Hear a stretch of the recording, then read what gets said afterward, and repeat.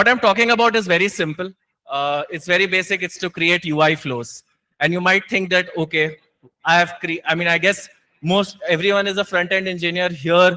So they must have built some sort of a onboarding flow, that sort of a thing, which a product manager says that will, increase the funnel by 10%, that sort of a thing. You guys must have built, right? So for this, I'm going to go again to that process, how you build stuff and how you build such UI flows in your day job, whether it is React Native or React. I've put React Native because I work every day on React Native. I work at Jupiter Money. That brings me to who I am exactly. I'm Nischal. I work as an SD at Jupiter Money. Jupiter Money, as many you would know, is a fintech app. We work, as I said, we work on React Native day in, day out, and yeah, we build all the stuff, whether it is investing, your payments, your now it's insurance also. So yeah, feel free to check out the app, and yeah, I would love that if you have not onboarded, could onboard today as well. Why not? So yeah, I'll jump straight to the topic. It's a lightning talk, so I won't take too much time. Yeah. So building a modern UI flow, right? First of all, what's a modern UI? Let's see how a UI flow evolves, right? This is actually my work example. I thought like, okay, I should give some fancy stuff like, going in a complete UPI flow or something mandate. But I thought, why not just stick to basics, right? So yeah, this is sort of a PRD which came to me a month ago, where it was in my Jira board as well. Yeah. So I work in customer success vertical, and one of a very big metric for our vertical is CSAT, like customer satisfaction. So after looking at our data, the team thought that, okay, why is it not matching up? The data is not matching, but why we are not seeing what people are saying? Because people are unsatisfied, but our CSAT scores are very high for some reason. So we went back to the drawing board and we created a new flow, a UI flow to be precise. And then we built a new, as I said, I'll show you how this evolves. So basically, they came and they say, like, okay, it's a four-step process. User will usually have is using our app, something happens to the user, a failed transaction or something like that, and they go back and they want to raise a support ticket, right? And then when they open a support ticket, a support agent will connect to them through chat, through mobile, through email, whatever. The support agent will fulfill that query. After that, the user will give the feedback and the support ticket will be closed and feedback will be given. And that's how we also quantify how our agents did. So that's a very big metric for them as well. But as we layered down how our UI flow became more complex, right? Then it came like, okay, they will give a feedback, but how they will give the feedback? There are two sorts of feedback. We want to give them an L1 feedback and L2 feedback. L1 feedback, you can say the stars you select on your Zomato app, right? The delivery guy says, okay, 5-star dena bhaiya, that sort of a thing. That is an L1 feedback, and L2 feedback is something like, okay, gives us some sort of a wordings for that. So our UI flow started to evolve. We thought that, okay, we can't just give them stars. We want to know more, like what did they not like? What did they like? Stuff like that. Then, okay, then it evolved again that, okay, then backend guy comes and, okay, you cannot just have one API for it. We need to have two APIs connected with the thing. Like user gives an L1 feedback, you send it to the API the API will say that it's a success, then it will go to an L2 feedback, and then the API call will happen. And then your flow will be complete. But okay, you mentioned an API call. Now, two things always happen with an API call is that whether it will succeed or fail, right? So for a success, you move ahead, and for a failure, you go to a retry, and which you don't want to do, something like that, because if a feedback has failed, an error screen on a feedback is like, why would customer wait for that? He will just move on, right? I'm sure everyone does that. So you can see how it is evolving, right? It's getting more complicated with every other thing. Now comes the another phase, like, okay, user journey has somewhat changed. That users, sometimes what we do, we give a 5-star feedback and then we do not come. And then we move on. We have some text came with something, some social media notification came. Okay, so you got liked that post. So you move on from that. But then who knows, you came back and then what? I'll get the feedback again. So you can't have that. That journey is split. You want to come back to it again. So coming into that, what started as a 4 block linear chain of a UI flow became a sort of a promise driven, multiple journeys and multiple, you can say, a success error, multiple junctions to that single UI flow. Yeah, and very last thing as well, like if the user also came, like gave an L1 feedback, gave a star feedback, came back to your L2 screen, your to give a wording, then okay, if you need to have the API to come and collect, okay, what did the user give? Like for example, if you gave a 4-star rating, right, and the user comes back again and the user says that you are presenting him that option that what did you not like, right? So that failed. Like I've given a 4-star earlier. Why are you giving me options for something like a bad feedback? I gave a good feedback. So you need to have an API check for that as well. So a lot of facets coming along, and what was a very simple UI flow, which wasn't very, complex, so to say, became very complex with the product definition. And as a software developer, if you want to build a scalable solution, these are the problems which comes, I'm pretty sure, with everyone who works in a professional setup. Like things become complex, and I'm saying this right now, it has become more complex as we speak. With another new quarter, product managers want to churn out more engagement with the flow. So this is sort of what happens, like when this UI flow is become, when the onboarding journey or whatever journey you have created has become too complex for your own understanding. A month later, if I bring you back to that code base, you're like, okay, what did I do here? I have to have some comments for that, right? So that is sort of what happens in, I think people can relate. It happens with this modern UI flow. So why does this complexity exist, right? It is a multi-step UI. I think everyone agrees. You can't. This is like a proper engagement forum. You want more content from the user to help them better. A lot of things are there. Compliance, security. Being in fintech, I see things change overnight. You today you had something that you wanted to, you will get like Aadhaar KYC, you will get it without any issues. But 2 days later, the whole company will be raided upon, so to speak, that, okay, why did you do this? We never tell you. You just assumed and you did it. That does not happen. RBI is very stringent on that. So compliance is security. Again, user engagement and retention, as I said, product managers love these flows. They want to as much churn, as much value they can. And of course, data collection, personalization, you all see it. And education and training of a user. You want to tell your product out through your flow as well. There are many more I can list. I mean, I could go on ChatGPT and add more, but still. Yeah. So how do we build such a UI flow, right? You now know the problem. You know that you face such a problem. How do you tackle this before that problem arrives, right? We don't want to be 1 year in the agile cycle and then you realize 2 weeks around in the sprint and then you realize, okay, why didn't I think of this before? What is the solution to building this from the scratch, right? So one of the ways is to build a bare bones sequence of components, right? Bare bones, by bare bones, I mean have multiple components. If you're working with web, you will have your screens, you will have a React router that moves ahead with each, and then you can go back. You can have API settled with each API, with each of your screen.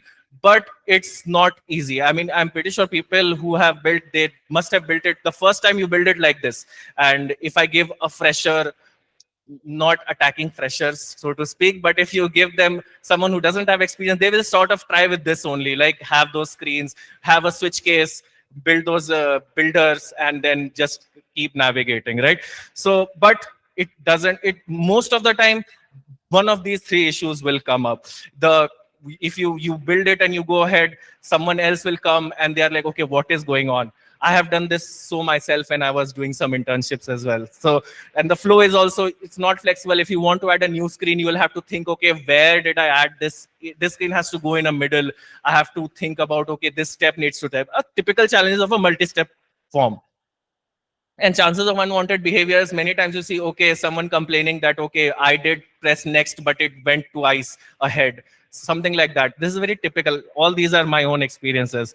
So yeah, but again, the main talk of the crux of my talk is to have this, a state machine or an orchestrator to build such a UI flow. And I'm pretty sure after adopting this strategy, I have built multiple flows at my company or my external projects as well. I have never faced a form, an onboarding flow or any flow in general, which is more complicated than not being able to solve by a state machine orchestrator.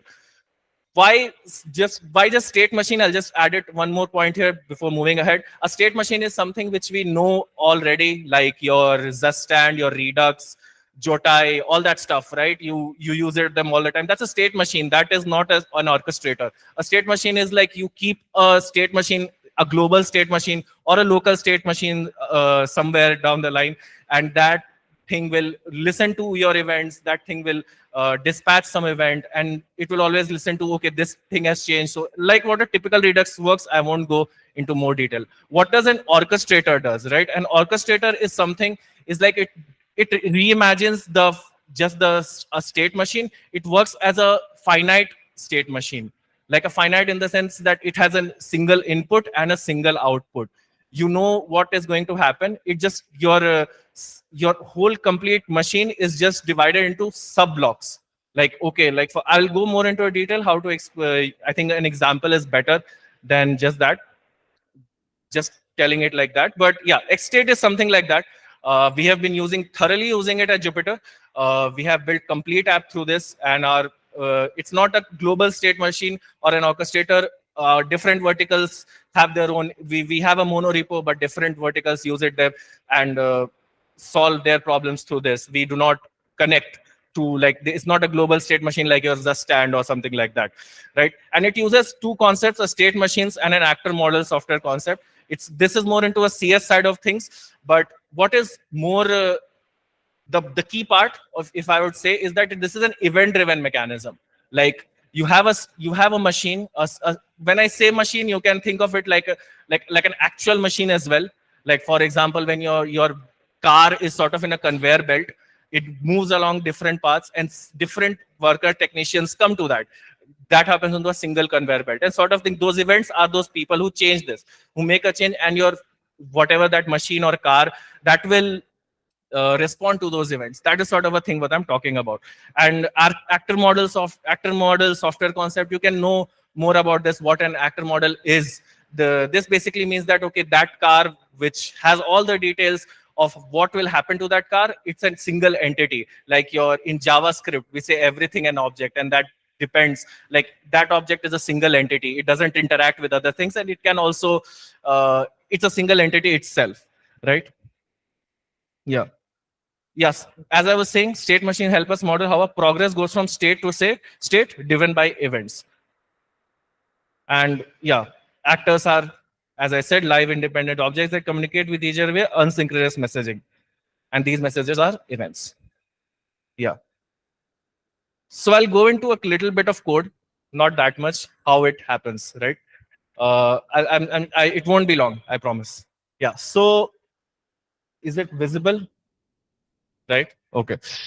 Yeah, so basically that's what it is. It's the hooks are given by the library itself.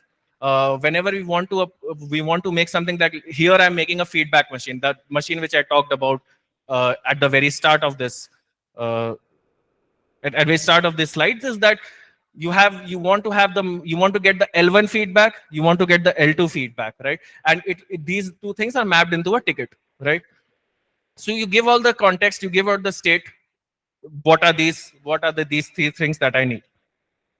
And then we create this machine that is your states. We just mentioned those states, that is the four ones.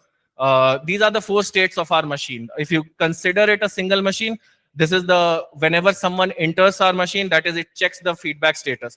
Is the feedback given or not? Then it checks whether, if the feedback is given, it will act in a different way. If the feedback is not given, then it will go to the L1 feedback. And if the L1 feedback is given, then L2. If someone has jumped, then it will go around that. And then it will just finish it and then get the user off.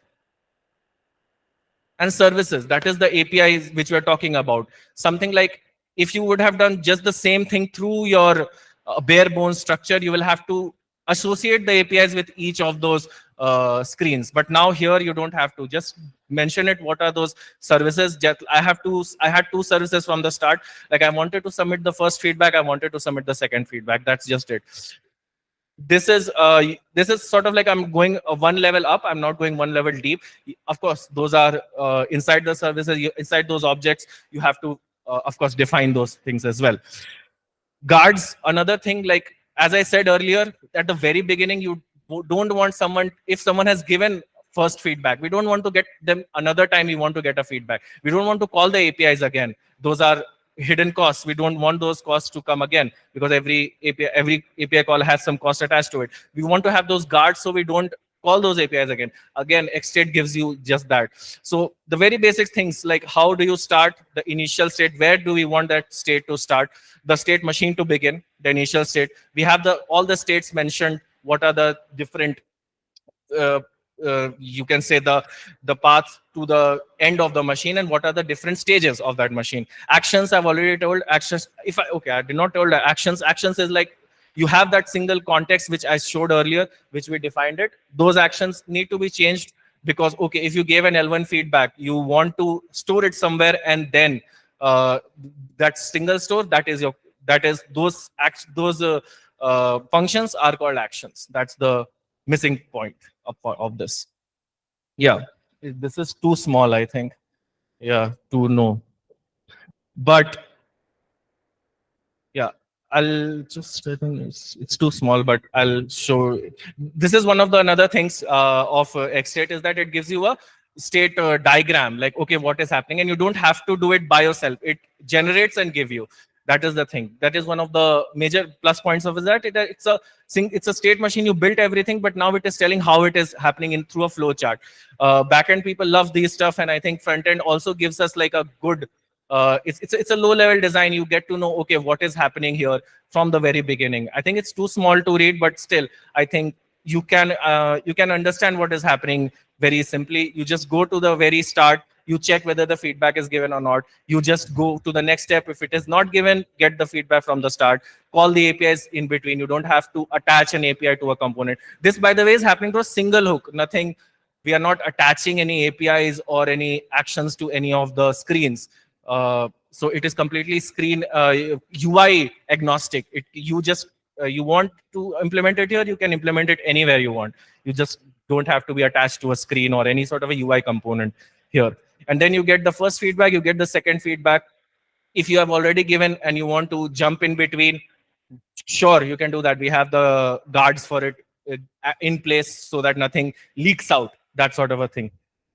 So yeah, this is how it completely goes on. And yeah, I think I'm almost at the end. Yeah. Yeah, to conclude, yeah. Uh, Today we all see that these processes, the software processes, the UI, the onboarding, even just payments, in the sense, we see it as very simple because it has been engineered so well, but it is like a very complex API by design. And you can, of course, code it in different ways. If I want you to build like a 6-step, 5-step UPI mandate, you can easily make it. Anyone can make it. But if you want, as I said, I mean, that if you don't want to collapse with the slightest of change, then because those rules are very complex, they can cause the whole thing to shut down as well. And right layer of abstraction is also needed, because uh, we don't want the other next person who comes on the code, because you won't ever work in that code base forever. I'm not sure who works more than in a year for a single code base, but the next person who comes, that person should also get what you're trying to do, and this makes it much more simpler than I've ever seen with other UI flows which we build. And XState, I mean, yeah, I started with the React Native. Why we do it with the React Native a lot is because React Native has this screen thing. We do not have the router. We can't use a router there. If you use, of course, there is the React navigation, which we use in most places. But if you start using React navigation and if you want to start switching between the screen, it's very jarring. Like, okay, what is happening? If I give you a onboarding flow and then, okay, it's the screen is changing all the time. You're like, okay, what is happening here? It's very jarring, and we want to have that extra customer delight. So that's why we decided to have XState in our app. And eventually, I mean, I based it out of React Native, but of course, it can work with any of your TypeScript and JavaScript code bases. A really good, I personally, I advocated a lot in my company as well, because I think I mean, you can always tend to, if you don't want to learn, or as well, there is a sort of a knowledge curve is there. Definitely a learning curve is there. So even the engineers who are there at the workplace, they don't want to learn it, they will make a hook and then they will move ahead. But I would definitely suggest you guys to try it. It can really help, and it can really make your life easier. Yeah, the first few step is it, okay, what is happening? But if you can wrap your head around it, I would definitely suggest you to go just look at their docs and how the whole complete library functions. I think it's a wonderful app. And on social media, I think you can definitely try following David Khurshid. I think he's uh, the the founder of Stately, the company which is behind XState. And yeah, feel feel free to reach out to me also. I can help out if you are stuck somewhere.